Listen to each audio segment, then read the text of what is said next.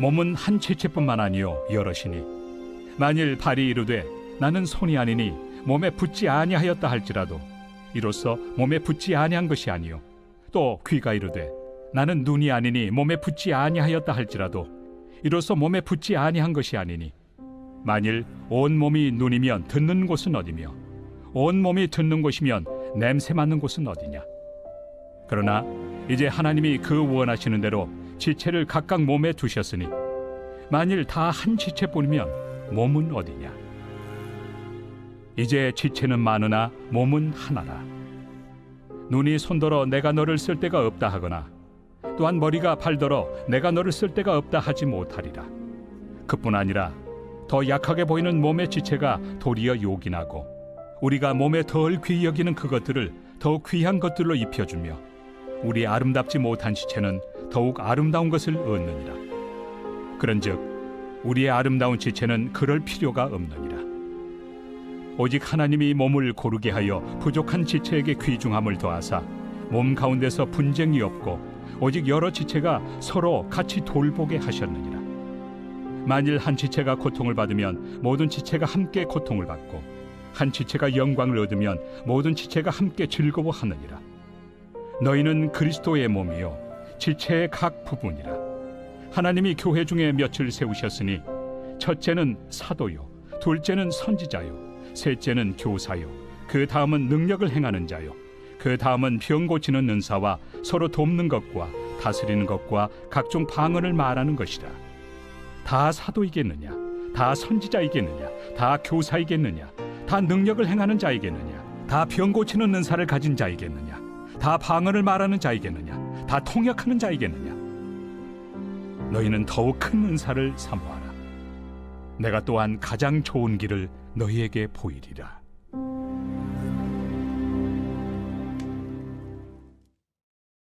샬롬, 오늘도 큐티로 여는 기막힌 하루입니다. 오늘 나눌 말씀은 고린도전서 12장 14절에서 31절 말씀으로 그리스도의 몸이라는 제목의 말씀을 나누려고 합니다. 그리스도의 몸에 대해서 무엇을 말하는지 생각해 보겠습니다. 사도 바울은 그리스도의 몸이라고 하면서 교회 공동체를 설명하고 있는데요. 이 설명하고 있는 내용이 어떤 것인지 살펴보도록 하겠습니다. 첫 번째로는 성령으로 한 몸이 된 여러 지체입니다. 그리스도의 몸으로서 그리스도인 공동체는 그리스도의 인격과 그의 희생을 통하여 근거가 세워지고 지탱되고 형성되었습니다. 각 개인은 세례를 통하여 이 공동체 안으로 편입이 된 것입니다.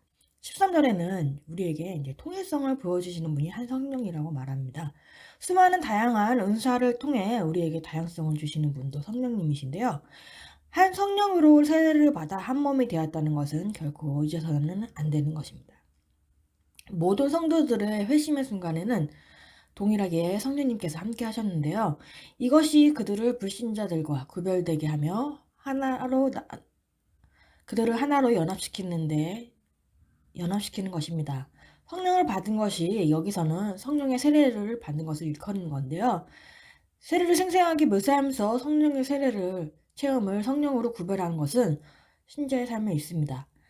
뿐만 아니라 성령께서 성도들 속에 내주하고 계신다는 것을 말하고 있습니다. 다 한 성령을 마시게 하셨느니라는 구절은 동일한 성령께서 모든 신자들의 가장 깊숙한 폐부를 친히 채워준다는 것을 말합니다. 내주하시는 성령께서는 모든 성도들을 하나로 연합시켜 주십니다. 만약 그렇지 않다면 헬라인과 유대인 혹은 종과 자유인만큼이나 사이가 벌어질 수밖에 없습니다. 이렇듯 교회에 모인 성도들은 서로 다른 여럿이 한 성령으로 말미암아 한 몸인 교회 공동체를 이룹니다. 이때 교회 공동체를 하나 되게 하는 것은 인간의 협의나 제도가 아니라 성령님입니다. 서로 다른 여러 개인의 각자 지음받은 대로 자신의 정체성을 지키면서 어떠한 상황에도 깨지지 않는 한 공동체를 이루게 되는 것입니다. 따라서 우리는 다른 형제자매를 대할 때 성령께서 붙여주신 지체로 생각하며 소중히 여겨야 합니다. 그리스도의 몸으로서 유기적인 공동체가 얼마나 다양한 지체로 구성되었는지 그 실상을 인간의 몸을 사용하여 매우 다양한 시각으로 설명을 하고 있습니다.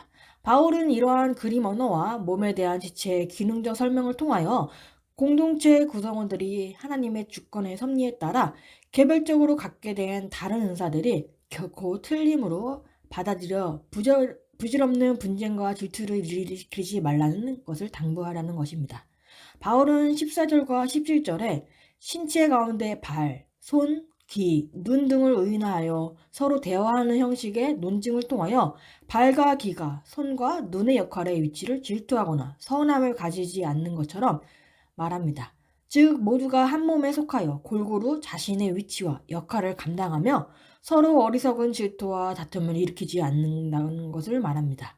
또한 그러한 각 지체의 위치와 역할은 하나님이 원하는 대로 주셨다고 말함으로써 바울은 모든 은사들과 한 걸음 더 나아가 모든 사람들의 개별적인 재능이 모두 경쟁이나 다툼이 아니라 존중과 협력과 보완의 관계에 있음을 말하고 있습니다. 즉 상호 존중과 협력과 보완의 지체를 얻었다는 것을 말합니다. 그래서 서로 상호 의존적인 관계를 갖고 있습니다. 저희 이야기를 하자면 하나님께서 최근에 저에게 붙여주신 사람이 있습니다. 바로 직장 옆자리에 앉아 계신 기간제 분이십니다. 저번 주에는 이분한테 끌려가서 1대1로 이분한테 이제 후증을 듣는 일이 벌어졌습니다. 그 끌려간 이유는 안내를 하는데 중간에 말을 했다. 또 안내를 하라고 했는데 제가 볼펜을 안 가져와서 그분 것을 쓰려고 하니 안 된다면서 열을 받으신 것입니다. 그래서 결론은 기분이 나쁘다는 말인 겁니다. 제가 말을 잘못하거나 행동을 잘못했다면서 자기 기분을 나쁘게 했다. 그게 결론이었습니다. 그래서 내가 생각해 보는데 내가 그렇게 잘못을 했거나 사고를 치거나 문제를 발생한 게 없는데 굳이 내가 이분한테 왜 끌려가서 혼날 만큼의 그게 있나? 라는 생각에 멘붕이 왔습니다. 그러면서 이걸 어떻게 생각을 해야 될까 하다가 이제 점심시간이 지나고 다시 회사로 복귀했을 때 바로 이제 수그리면서 비율을 맞추면서 이제 가게 되었습니다. 그러면서 이제 오늘 말씀에 한 몸으로 한 지체로 사람을 붙여줬다고 말씀을 하시는데 제가 지금 다니는 직장에서는 교회 다니는 사람이 저밖에 없습니다.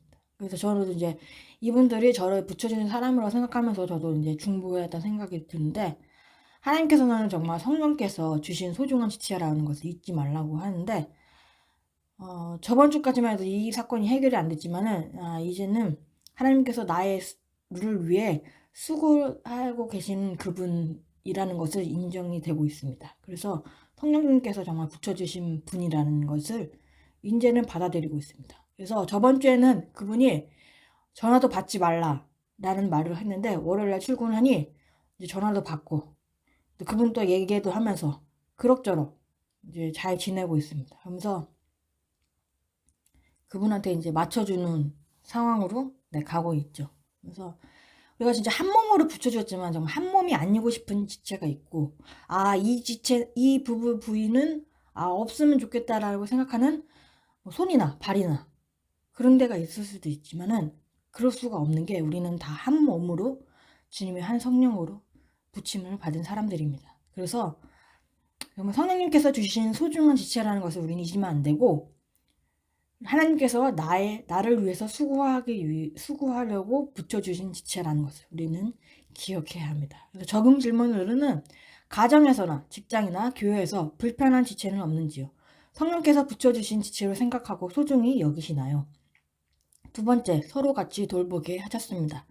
한 성령으로 한 몸으로 이룬 여러 지체가 서로 같이 돌보게 하시는 건데요. 21절에서 바울은 다른 지체를 향하여 너는 쓸데없다 말하지 않는 것처럼 다른 은사의 기능과 역할을 틀림으로 받아들이는 일부 교인들을 경고하고 있습니다. 존경받는 지체들은 그렇지 못한 지체들을 경멸해서는 안 됩니다. 실제로 약해 보이는 지체가 도리어 요기하기 때문입니다. 여기서 말하는 약해 보인다는 지체는 그 몸에 별로 중요하지 않아 보이는 지체들을 가리키는데요. 이런 사람들은 대개 눈에 잘 띄지 않을 뿐더러 전면에 나서지도 않고 자신의 은사를 발휘하지도 않은 채 늘 뒤에서 있는 경향이 있습니다. 하지만 이제 그들도 자신에게 주어진 하나님의 은사를 사용하고 있다면 사실상 그 몸에서 없어서는 안 될 존재가 되는 것입니다. 그래서 교회에서 눈에 잘 띄는 지체들도 필요하지만 그렇지 못한 지체들도 모두 필요합니다. 현실적으로 눈에 잘 띄지 않는 지체들이 소중한 존재들이기 때문입니다. 바울은 또한 몸 가운데 분쟁이 없길 가라는 마음으로 이미 이제 1장 10절에서 말씀한 내가 우리 주 예수 그리스도의 이름으로 너희를 권하노니 다 같은 말을 하고 너희 가운데 분쟁이 없이 같은 마음과 같은 뜻으로 온전히 합하라 말하는데요. 그러한 화합은 모든 지체들, 약한 자와 강한 자, 외향적인 사람, 내성적인 사람, 전면에 나서는 사람과 뒤에서 서 있는 사람이 자신의 은사들을 발휘하며 서로 인정하고 서로 같이 하여 돌보게 될 때 비로소 가능하다고 말을 하고 있습니다. 그들이 서로 기쁨과 슬픔을 함께 나눌 때 그와 같은 돌봄이 외적으로 이제 드러나는 것입니다. 인간의 몸을 살펴봐도 한 지체가 고통을 당하면 몸 전체의 아픔이 이제 느껴지는데요. 또 머리가 두통을 느끼면 온몸이 다 아프는 법입니다. 못질을 하다가도 망치로 엄지손가락을 내리치면 몸 전체가 그 통증을 느끼는 것과 마찬가지로 성도인들의 몸인 교회에서도 한 지체가 고통을 받으면 다른 지체도 함께 고통을 받는 것입니다. 그러므로 서로 짐을 가볍게 하기 위해서는 서로 짐을 나누어 줘야 합니다. 또한 한 지체가 영광을 얻으면 모든 지체가 함께 즐거워해야 합니다. 그럴 경우 다른 사람이 칭찬이 올 때 질투나 갈등이 설 여지가 없는 것입니다. 오히려 지체들이 모두 기뻐할 것이고 성도들은 다른 사람의 감정을 잘 공감해야 합니다. 다른 사람들이 느끼는 감정을 자신이 체험하는 것처럼 느낄 수 있어야 합니다. 그리스도인들은 조금이라도 질투하는 마음 없이 다른 사람과 함께 즐거워해야 합니다. 또한 다른 사람과 함께 고난도 나눌 수 있어야 합니다. 친절과 관심과 동정을 베풀며 주며 필요하다면 기대어 울 수 있는 어깨도 빌려줄 수 있어야 합니다. 예수님을 따르는 것은 성도들이 가지각색의 다양한 체험들을 하게 된다는 것을 의미합니다. 기독교의 삶 속에는 고난이 있음을 부인하지도 않을 뿐더러 삶 속에 감격이 있음을 간과하지도 않습니다. 웃음과 눈물, 이 두 가지는 모두 하나님 앞에서 합당한 것이며 다른 사람의 기쁨과 마음의 고통을 함께 느끼는 것이야말로 성도들이 사랑과 하나됨을 보여줄 수 있는 아주 중요한 방법입니다. 우리 교회는 목장 공동체라는 게 있습니다. 거기서 우리는 서로 나누면서 함께 걸어가고 있죠. 우리들은 이제 누군가 기댈 수 있고 마음 편히 이야기 나눌 수 있는 그런 목장이 되고 우리가 되었으면 합니다.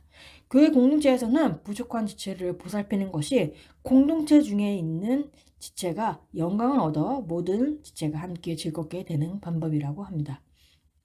적용 질문으로는 내가 돌보고 섬겨야 할 지체가 있나요?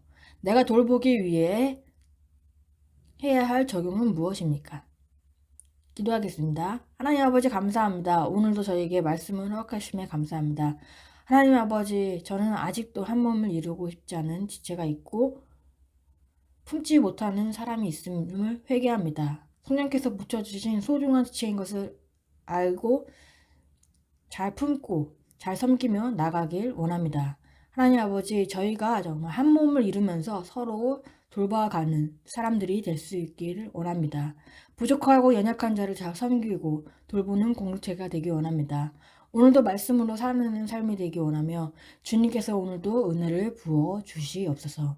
항상 감사드리며 예수님의 이름으로 기도합니다. 아멘.